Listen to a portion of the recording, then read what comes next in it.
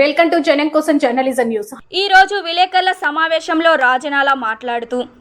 ఈ నెల 24వ తారీఖున మే నెల హంటర్ రోడ్లో డి కన్వెన్షన్ హాల్ తొలిసారి రాజ్యసభ్యునిగా ఎన్నికైన వేం నరేందర్ రెడ్డి గారికి సన్మాన కార్యక్రమం ఏర్పాటు చేయడం జరిగింది. డి కన్వెన్షన్ హాల్ పెద్ద ఎత్తున కాంగ్రెస్ నాయకులు, యువజన కాంగ్రెస్ నాయకులు, ఎన్ఎస్ఐ మహిళా కాంగ్రెస్ అధ్యక్షులు, బీసీ సెల్, మైనార్టీ సెల్, వివిధ డివిజన్లో డివిజన్ అధ్యక్షులు, బ్లాక్ కాంగ్రెస్ అధ్యక్షులు, కాంగ్రెస్ కార్యకర్తలు పెద్ద ఎత్తున పాల్గొని ఈ సన్మాన కార్యక్రమాన్ని పెద్ద ఎత్తున విజయవంతం చేయాలని మీ greater Warangal Congress working president Rajanala Srihari పిలుపునిచ్చారు. వేం నరేందర్ రెడ్డి గారు 2.5 సంవత్సరాలు రేవంత్ రెడ్డి ప్రభుత్వాన్ని ముందు పదంలో నడిపించడానికి రేవంత్ రెడ్డి గారికి కృషి చేశారని, అది దృష్టిలో పెట్టుకొని రాహుల్ గాంధీ, సోనియా గాంధీ వేం నరేందర్ రెడ్డి గారికి శాసనసభ్యునిగా నియమించడం జరిగిందని, చట్టసభల్లో కేంద్రం అవినీతి పాలన ఎండ కడతానని ఈ పదవి ఇవ్వడం జరిగింది.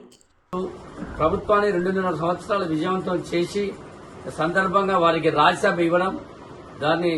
తెలంగాణ ప్రజలందరూ హర్షించడం జరిగింది. అందుకు భాగంగా మరి వరంగల్ జిల్లాలో తొలిసారిగా వస్తున్న రాజ్యసభ సభ్యునికి మరి వేము నరేందర్ రెడ్డి గారికి ఘనంగా అందరూ మరి సన్మానం చేసే కార్యక్రమాన్ని విజయవంతం చేసి వారి యొక్క రాజ్యసభను ప్రపంచానికి చాటే విధంగా మనం పెద్ద ఎత్తున చేసి ఇది ఒక